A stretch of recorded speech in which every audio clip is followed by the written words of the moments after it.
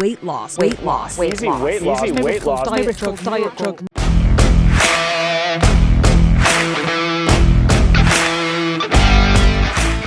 We thought we knew what this was. For the last 2 years, the story around Ozempic and Wegovy has been dominated by Hollywood vanity.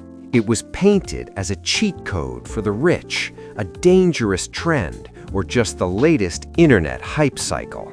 But this week, the narrative didn't just change, it was completely rewritten. The World Health Organization doesn't chase trends. They set the standard for human survival. And for the first time in history, the highest authority in global health has stepped into the ring to officially endorse the most controversial drugs on the planet. This is massive. The WHO has officially recommended that GLP-1 receptor agonists, the exact class of drugs used in diabetes treatments, be deployed specifically for the treatment of obesity. Why does this matter? Because for decades, the medical establishment told over 1 billion people that their weight was a character flaw. They said it was a failure of willpower. They said just eat less and move more. With this single document, the WHO just admitted that the old advice isn't working. They are signaling a historic shift. Obesity is no longer being viewed as a lifestyle failure that you need to shame away. It is now officially recognized as a complex medical condition that requires biological intervention. But this endorsement comes with a catch and a massive price tag. So today, we are going deep. We aren't just reading the press release. We are going to break down why the WHO made this call now. We're going to look at the actual mechanics of how these drugs hijack your hunger hormones to trick your brain. And we need to talk about the elephant in the room, the impending global economic war over who actually gets access to these medicines and who gets left behind. This is the end of the Ozempic era of tabloids and the beginning of the medical era of weight loss. Let's get into it. To understand why this decision is historic, you have to look at the scoreboard. And the scoreboard is terrifying. According to the WHO, over 1 billion people on this planet are currently living with obesity. That is 1 in every 8 people alive today. Now, pause for a second. If 1 billion people are struggling with the same condition, we can't keep calling it a personal failure. That is a systemic collapse. For 50 years, the medical establishment gave us a very simple equation: eat less, move more. It was the golden rule: calories in, calories out. If you were overweight, it was assumed you just weren't trying hard enough. But here is the hard truth that the data has been screaming at us for years. For hundreds of millions of people, that math is broken. You can have 2 people eat the exact same diet and do the exact same workout and get 2 radically different results. Why? Because metabolic health isn't a spreadsheet. It's a complex chemical war involving insulin, cortisol, and genetics. The WHO's new guideline is essentially a confession.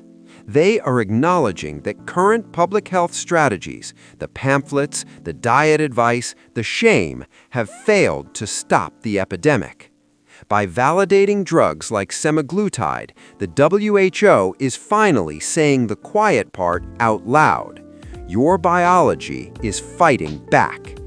When you try to lose weight, your body often interprets that as starvation. It lowers your metabolism and ramps up your hunger hormones to force you back to your set point.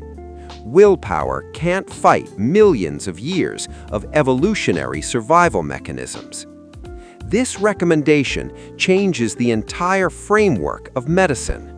We don't tell people with high blood pressure to just chill out and hope it goes away. We give them medicine to regulate their system. The WHO is now classifying obesity in the exact same category. These aren't cosmetic enhancements for vanity. These are essential healthcare tools for a metabolic disease. And treating it as a disease is the only way we're ever going to get that 1 billion number to go down. So, the WHO has given the green light. But what are these drugs actually doing inside of you? To understand the power of this recommendation, you have to understand the molecule. The WHO is specifically backing GLP-1 receptor agonists. Now, don't let the name scare you. You already have GLP-1 inside you. It stands for glucagon-like peptide 1. It is a hormone your gut produces naturally right after you eat a meal. It's your body's way of saying, okay, we have fuel, stop eating. But here is the problem with your natural supply. It is incredibly weak. Your natural GLP-1 has a half-life of just a few minutes. It flashes on, and then an enzyme in your blood destroys it almost immediately. The drugs, Semaglutide, are synthetic versions. They're chemically armored. They're designed to resist that destruction and stay active in your system for days, not minutes. And when they stay active, they hit 3 specific targets that completely rewire your metabolism. Target number 1, the pancreas. This is where it started. The drug stimulates insulin secretion when your sugar is high. This keeps your blood glucose stable. It's why this was a diabetes drug for years before anyone realized it was a weight loss powerhouse. Target number 2, the stomach. This is a physical mechanism. The drug slows down gastric emptying. Think of it like putting the brakes on your digestion. Food physically stays in your stomach much longer. You don't just think you're full, you feel full because the food is literally still there. You eat half a burger and you feel like you just finished a Thanksgiving dinner. But the third target? This is the game changer. This is the reason the WHO is betting on these drugs. Target number 3, the brain. Semaglutide crosses the blood-brain barrier and docks directly into the hypothalamus, the command center for hunger and cravings. This is where the magic happens. It doesn't just make you full, it turns off the food noise. You know what I'm talking about. That constant nagging background app running in your brain that says, "What's for lunch? Is there a snack? I need sugar." For millions of people with obesity, that noise is a roar. These drugs mute it. The cravings don't just get manageable, they disappear. The WHO's review found that this neurological shift, killing the craving at the source, is the missing link that diet and exercise alone could never fix. This brings us to the ugly truth about these drugs, and it brings us to the most political part of the WHO's announcement. We just established that the science works. We know it hacks the brain. We know it fixes the metabolism. But right now, none of that matters for 99% of the world, because they can't afford it. Currently, drugs like Ozempic and Wegovy are locked behind a velvet rope. In the United States, the list price can run upwards of $1,000 to $1,300 a month without insurance. Even in Europe, shortages make them impossible to find. They have become the ultimate luxury good, a status symbol for the wealthy, while the people who medically need them for survival are priced out. The WHO just looked at that divide and said, enough. The core of this new recommendation is a push for equitable access. But what does that actually mean? It means the WHO is integrating these treatments into their framework for the essential medicines list. Now, if you aren't in public health, that might sound like boring paperwork. It isn't. It is one of the most powerful documents on Earth. This list is the survival kit for humanity. It contains exactly 532 treatments, things like antibiotics, insulin, and malaria drugs. Things that the WHO says every functioning healthcare system is obligated to provide to its citizens. By pushing GLP-1s toward this status, the WHO is firing a warning shot at the pharmaceutical industry. They are essentially saying, this isn't a luxury anymore. This is a basic human right. This puts massive pressure on governments to subsidize these drugs, but more importantly, it accelerates the push for generics.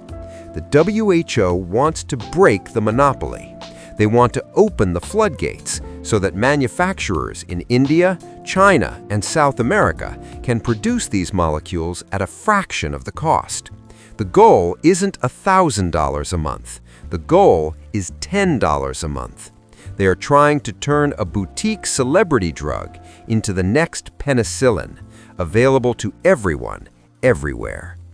And that is a fight that is going to change the pharmaceutical industry forever. However, we need to pause the celebration. If there is one rule in biology, it is this: there is no such thing as a free lunch. You cannot hack your body's primary survival mechanism without consequences. The WHO's recommendation is historic, but it is also conditional. And if you are thinking about taking these drugs, you need to understand the dark side of the data. First, let's talk about the immediate price of admission, the side effects. Because these drugs work by paralyzing your digestion to keep you full, your body often rebels. The clinical trials are clear. Nausea, vomiting, and severe gastrointestinal distress are common.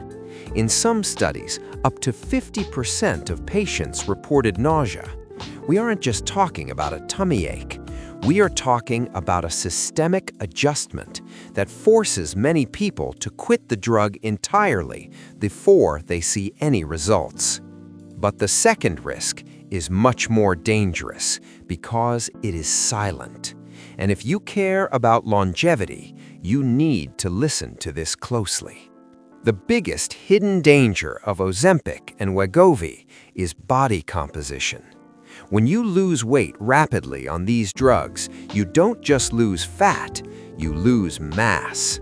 And without the right stimulus, a huge percentage of that lost mass is lean muscle tissue. This leads to a condition doctors call sarcopenic obesity, or being skinny fat. You might look smaller in clothes, but your metabolic engine, your muscle, has been destroyed. This is a disaster for long-term aging. It makes you frail, it lowers your base metabolic rate, and it sets you up for massive weight regain the second you stop the drug. This is why the WHO guidelines have a very specific mandate. They state clearly that these drugs should not be used in isolation.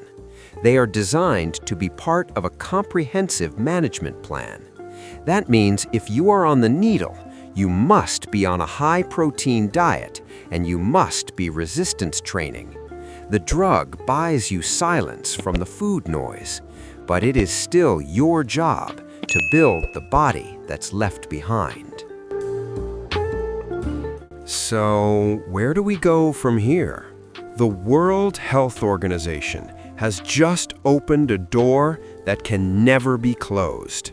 By officially backing semaglutide, they haven't just signed a piece of paper. They have validated the biological reality of millions of people. We are witnessing the death of the willpower argument. In the next few years, we are going to see a domino effect.